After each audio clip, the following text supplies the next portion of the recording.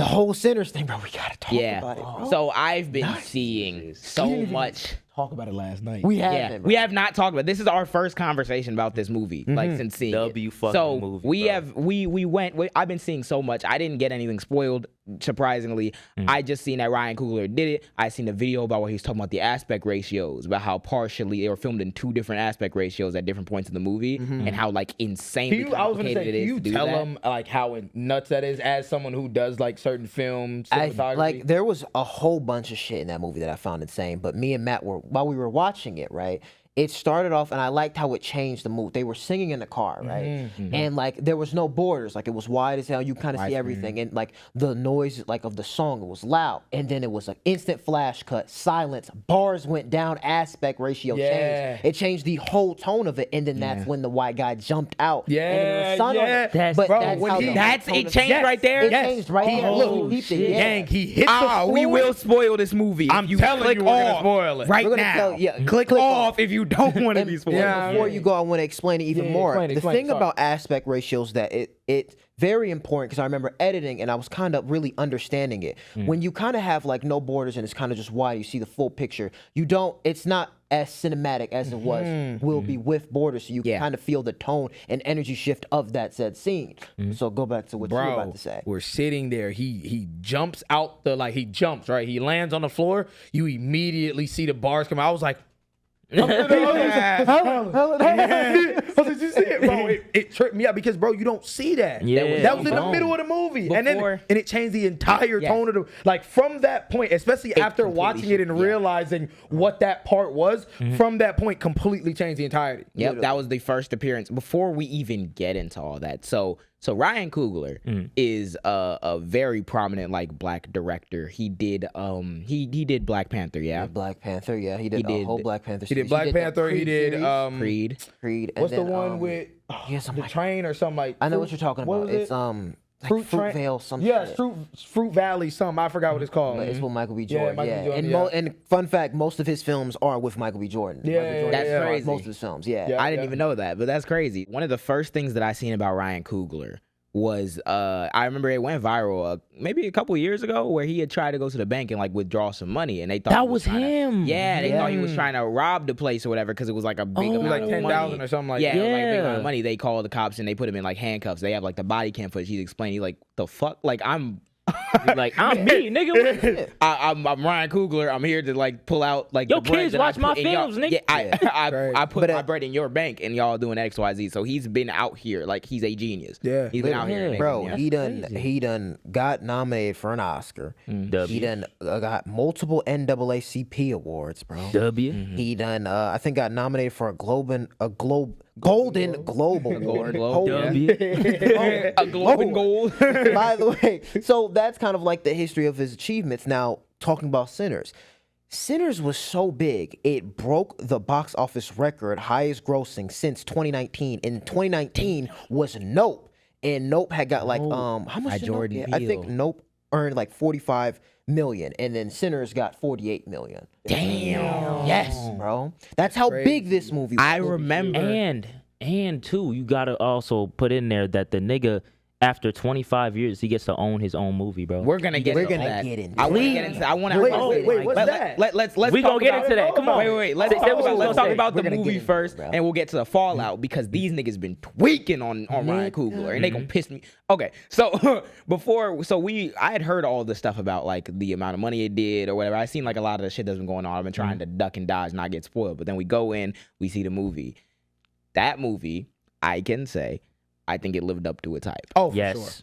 For sure. I think the 1000%, writing in that movie, the double meaning behind so many different things. Like, just to say a few, I remember. I'm so angry I can't remember everything. Bro, just to say, I gotta watch it again. But one that we both caught was the like Chinese lady, family. Let me explain. Yeah, explain it. Bro. So there's. I'm sorry if she's not Chinese, Asian. I should have said Asian. I don't know. In the movie, she was. I remember she. Because the dude spoke Mandarin, right? Yeah, she. Oh, okay. In the movie, she was.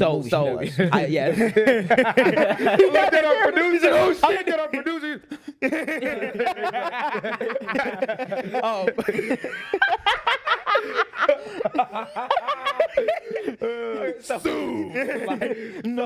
So I remember because I was like, there was so much shit I wanted to like think about. Like even they talked about like going up north and how like segregation was different up north in like Chicago or whatever. They shot out Chicago a lot. Chicago ain't nothing but like Chicago a lot. I'm sitting in Chicago watching that.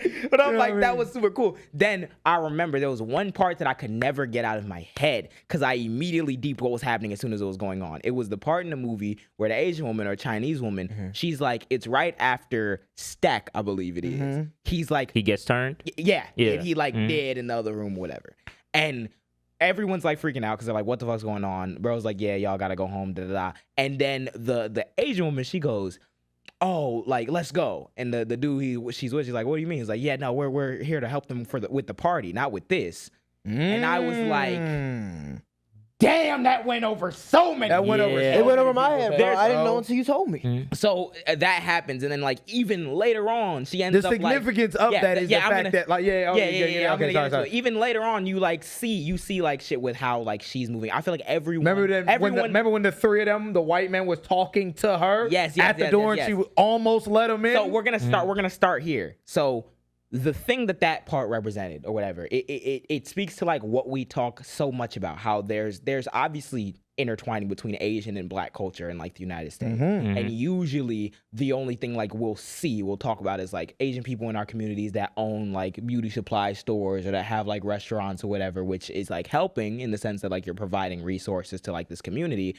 But when it comes to an issue within the Black community, when it comes to our lives being on the line, when it comes to our safety, when it comes to the demons at the door, when it comes to the demon at the door, come to the door and start speaking your language. Affirmative action on some shit. That part of the show is so genius. It's when they the vampires or the white people come to the door and the dude starts speaking Mandarin, saying, "Oh, it's better over here. You don't gotta be with like the Black people, whatever." X, Y, Z. What is that? That is the white man like sweet talking to Asian people, which is exactly what the fuck happened during the affirmative action shit. They literally took Asian people, weaponized and said, damn, y'all not getting into these schools. That's why we got to get diversity programs the fuck out of here. Mind you, I remember one of the people that they used to justify that whole thing was someone who didn't like, he had a 1600 SAT and he just didn't get into like one or two schools or whatever. Crazy. Like you could go anywhere, and he said, "Oh, I didn't get into this one. It's because racism." Crazy. And they use that as like part of their whole thing. They will convince you that you're not suffering from the same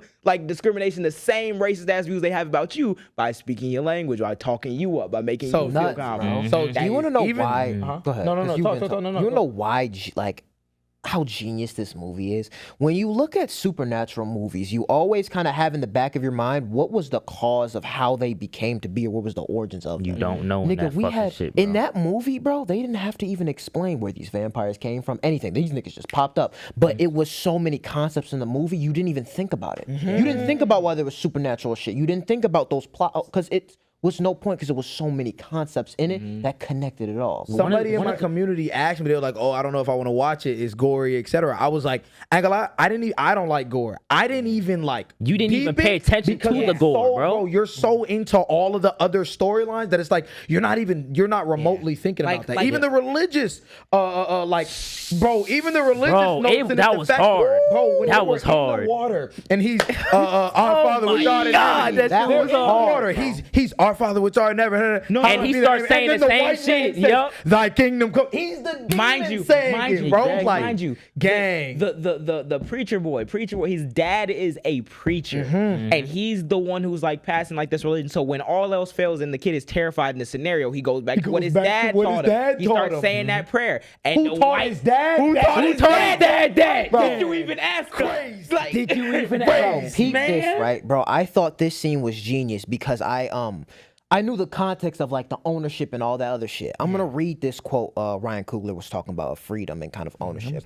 Ryan Coogler expressed that truth. It's not gonna be too long. I'm just speaking because we really gotta get into it, bro. Dead ass. Ryan Coogler expressed that true freedom for Black artists is not just having the opportunity to create, but owning the work they create and building a legacy from it. He specifically highlighted this in the relation to his new film Sinners, where he sought to own the movie rights, viewing as meaningful step forwards towards Black ownership of their own culture. Now, going about that when he was talking about true freedom and what you own.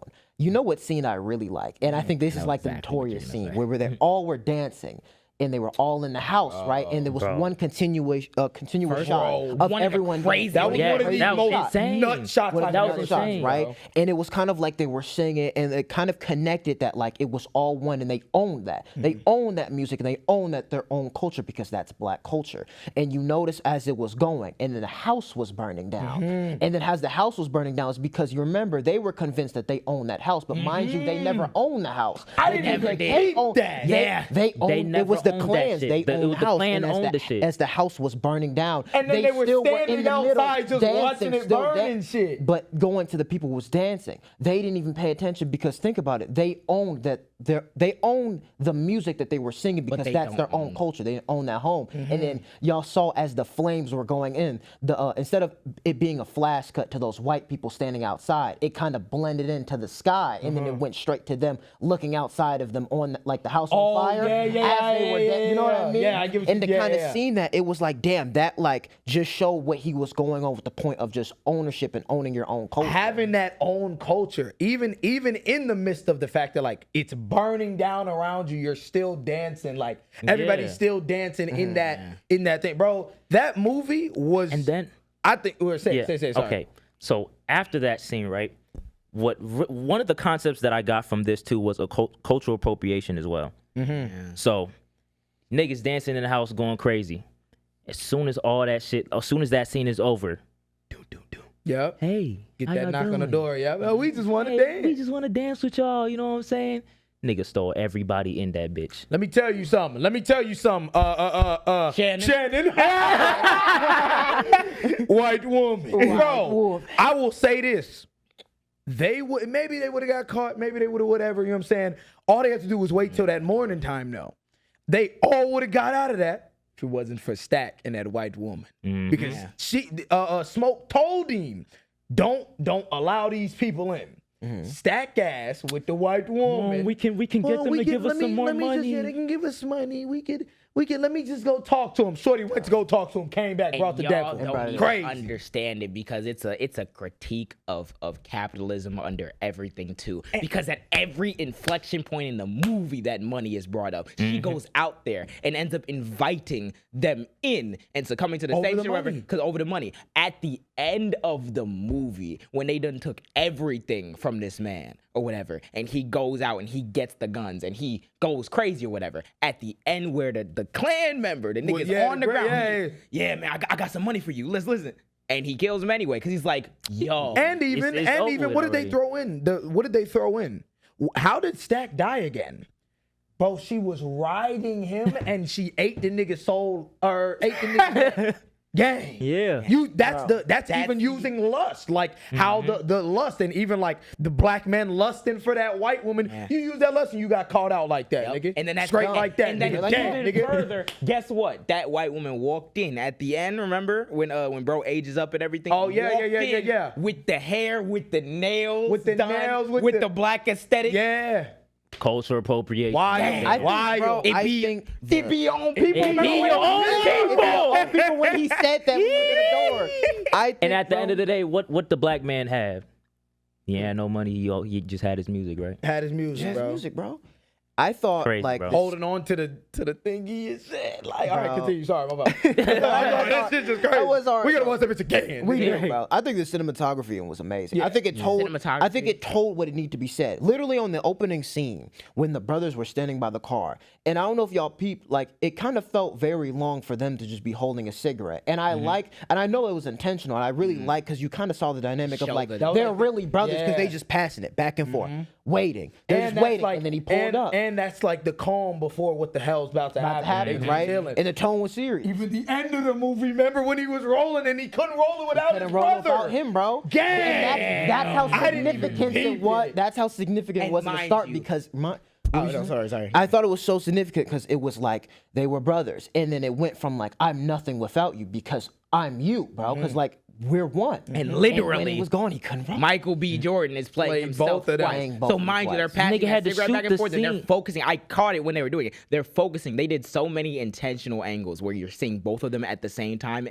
interacting like it's two separate people when it's not. You know Also, what? and that's also, so cool. The first start of that what were the colors of the brothers? Red and blue. Blue and blue. Red and blue. Like, and blue, bro. nigga, that movie's nuts. Yeah. That movie's nuts. Going Red back and to blue. what you said, I peeped the first interaction with both of them because I wonder how they were going to do it. Literally, the start of the movie, lit the cig. Yeah. That was literally Yeah. the first like interaction of like both of them. And there's so many like ways in which like you think that you wouldn't take it seriously. Like you have Michael Jordan playing himself, like the two brothers or whatever. Then you have like vampires coming out the woodwork. Like you think it's so I out said there, this, and all the shit It works. took me like way too long to realize they were vampires. That's how good this story. No, because genuinely, bro, leave it to black people to make a cool vampire movie. Yeah. Yeah. Nigga, like to that. Yeah. bro, like nigga, that was crazy. I didn't even peep it was vampires until like, and mind you, another- it was like Twilight vampires. The teeth and shit. neck, the red eyes, like Twilight vampire. I didn't even peep it because it was so fucking cool. Yeah. Crazy.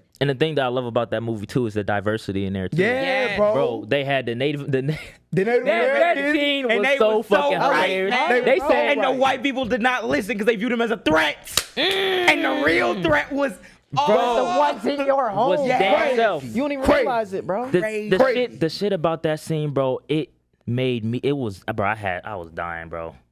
It was like niggas pulled up, right? Buddy already got into the house already. He smooth. They come out the crib with the guns or whatever. Native American, hey, you know, we're looking for somebody. You seen him around? They, no, we don't gotta get off my porch. He peeks in the back. He sees the Klan outfit in the back. Okay. may God be with you. May God be with you. He got the fuck up out of here. fuck up He out. said, That yeah, nigga may got on God that be with horse you, and bro. dick. and you want to know what that's also a critique of? It's acknowledging that like yes, white supremacy hurts you niggas too. Yeah, It hurts white people too, and you niggas are too clouded by your own biases and your own racism. to Didn't even see the understand. demon in your own understand home. it. The nigga was burning in front of you. You didn't even see it. Yeah. And one thing I do want damn. to, I want to get That's into. insane. Donald Trump. You brought up the Donald Trump. Trump was the Trump popped nigga. up on the end credits of the movie. Trump was the nigga burning, and the MAGA people are the motherfuckers that Who let invite him them in the home. Yeah. Going Crazy. back to what we first started off, and you didn't know about the deal Ryan Coogler struck with Warner Bros. When it first started, right? So I'm chilling because we all saw the whole Ryan Coogler press run, and everyone's going crazy because it was like, yo, like, it's this West Coast director. He's about to make a vampire movie. Let's see what this is, bro. So I'm seeing videos, and then I see this one video. This guy, he brought up a news article of like why this is going to be the end of Hollywood from Ryan Coogler.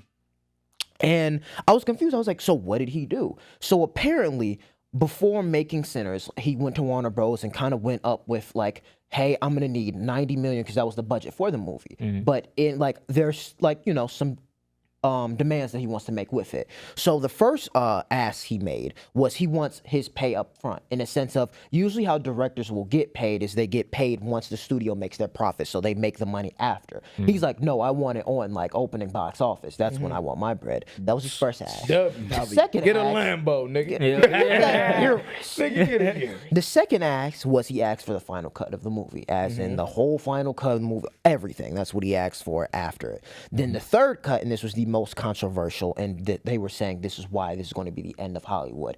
After 25 years, he wants full ownership of Sinners. Because right now, From usually- Warner Bros. from Warner Yep. Bros. Yeah. Damn. On your master And he shit. got it? Yes. Yeah, they got it. And here's the thing, though. The reason why he got it is because they didn't believe in the film, bro. They didn't believe him. They said They they're not going to do that much anyway, It's not nigga. gonna We're do not going to that take that much of a loss. Damn. All black people go run that shit up. I'm going to see it again. I'm going to see So it. I I'm want going to see it again. So when it came to his second ask, when it came to because that was a significant thing too, because most directors don't get the final cut. Is directors will seek the final cut authority for creative reasons. However, the right is usually only granted to established directors who have been determined by their record to be bankable. So in the sense of make that profit for it. So most directors aren't doing that. So he ends up getting it, and it's like.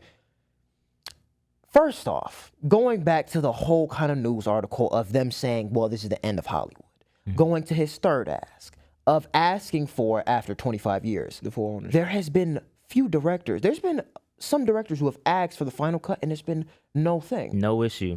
Case in point, Quentin Tarantino had left this. I forgot what previous studio he was with, but he left it and then went to Sony to make Once Upon a Time in Hollywood to make that movie. And he ended up striking a deal of full ownership after like a decade. He would get full ownership of Once Upon a Time in Hollywood, and that's a rare deal. And I never heard about that. Mind you, no, you've never heard of it. You haven't heard of it. Why are we hearing about this?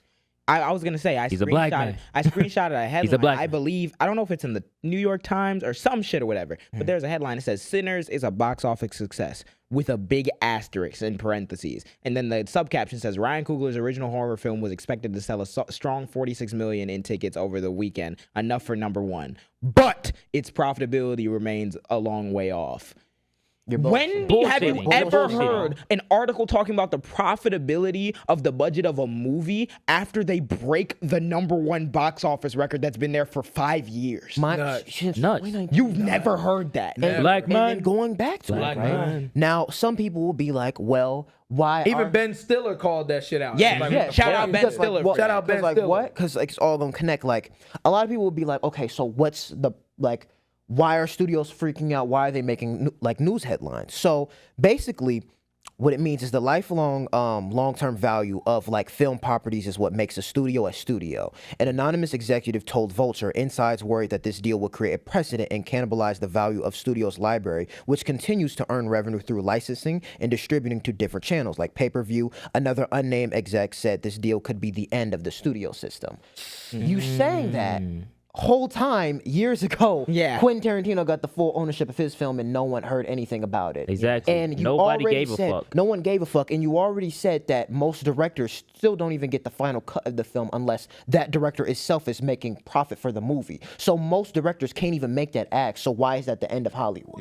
Yeah. That literally makes no sense. Yeah, I feel what that you're saying. makes no sense. They in the sense of- demonizing it, and then they send out that I get end of Hollywood. Dissuade you from I guess there won't be another nigga that acts that. Because keep in mind, he got big concessions because he's worth that shit. He got big concessions for his shit, and they don't want to ever have to make them big concessions again. No. Let's run the media circuit with this could be the end of Hollywood, XYZ. To like try to these white deter niggas people. having Nigga, big what ears. are we talking Fuck out of here. The fuck, that nigga directed that movie. That nigga did 2 separate Start a continuous different shots. shit. Yeah. I'm sorry. This nigga There's a did shot, 2 right? separate Yes. shots. The one where the Asian woman is talking and then the daughter goes to get the mom. walking That across was the street. That shot was nuts. It was one no constant fuck-ups. shot, bro. And What there are we was- talking there about? was Then the another shot, dancing too. scene. Yep. And then there was another shot too where, bro, it was Michael B. Jordan and Michael B. Jordan. Like they were, I don't know what shot it was, but like the camera was moving in a certain way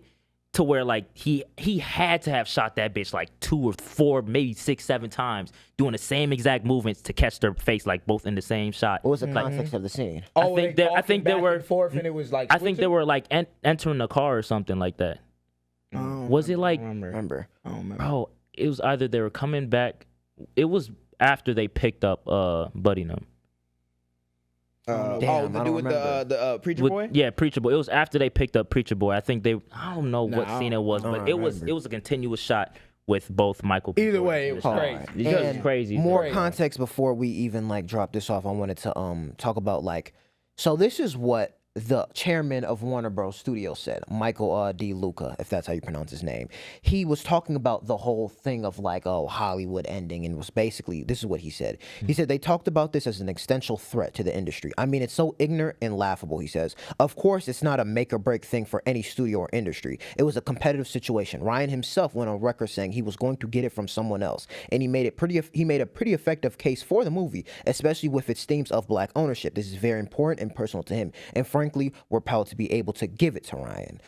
Mind you, Ryan Coogler, which a lot of people didn't put in. If it wasn't Warner, he would have went with somebody else. He would have went with someone else, and a lot of people are and they not would have said putting yes this in the eventually because the nigga It's Ryan Coogler. It's Ryan Coogler. You have 2, bro. It's one thing to have a hit movie, to have a hit series. He got like 3 box office hits. Yes. Like as a hit. series. Creed, you made 3 He's not a Creed, scrub. and 2 Black Panther. You got Black Panther. Like You're nigga, notable. He's not a scrub. Mind you, the one thing that these fucking dirty ass news started putting in their shit was Ryan Coogler literally stated, he was like, I'm only doing this once. once. I'm not going to do it again for any other films. He was like, the main point of this was to show and connect the themes of black ownership. He's like, I'm not going to ask again for another. If he makes another film, he's not going to ask for ownership. He only did it for this movie. And then he said, and it makes sense for this movie. Exactly. And this is what he said. He said, we've got our own culture, stories and music, but we've got our own ears, which means we've got our own minds and attention. With that, you know so much of what you can claim of your own like culture, and you can't escape that with Black Power. He was saying that, and I'm like, bro, that literally connects with the movie. That makes sense. It wouldn't make sense for him to do this movie and then not own his. The ending scene in the movie is a man, like he goes in, a black man goes to be with his family after murdering the entire clan, and you're telling me that we should let white people be the main beneficiaries? No, for this movie in particular, no. I was like, you're bullshit. Literally, I was geeking at the scene when he was talking to the little girl about negotiation, because I literally was thinking about how he was negotiating with different execs, because he was they did that like 2 or 3 times. Putting them on financial literacy. Financial literacy. There was so much stuff like jam-packed into the movie. So many positive things that connected it, bro. Yeah. And that movie was just genius. That I was saying, I said it when we watched it. That movie is one of the most sociological movies I've ever seen in my life. If you have never had or taken a sociology class, we were walking down the street talking about it the other day. Sociology needs to be taught in high school, because if you understood sociology, you can understand all the societal like critiques that are there. And maybe a lot of us get it, but you just don't understand it's studied within that field. That it was so like good when it came to everybody playing their role, that diversity being celebrated, but also acknowledging the complications that come with that. How people look at us. That one dude, the bigger dude who was guarding the door, whatever, when he got turned, be your own people, man. the kind, well-mannering black person who's also a COON. It's crazy. There's so many. It felt like everybody was like a main character in that bitch, bro. It's crazy. I felt like everybody had they like share. I think if you can bring up hidden symbolism in a film to connect it to societal issues, you're a genius. So much. It was so much. It was layered. It was layered too much. Overall, great. Go watch it. Run it up. Ryan, bro. I was gonna say, shout out to you, Ryan bro. Coogler, bro. You are a genius. And come on and jam. Thank you for watching this long. If you haven't already, subscribe. What are you doing? What are you doing? What are you doing? You think we just sitting here doing it for nothing? You think you're gonna sit here and not need do to shit? Like, I know you're not subscribed. Click it. Cool.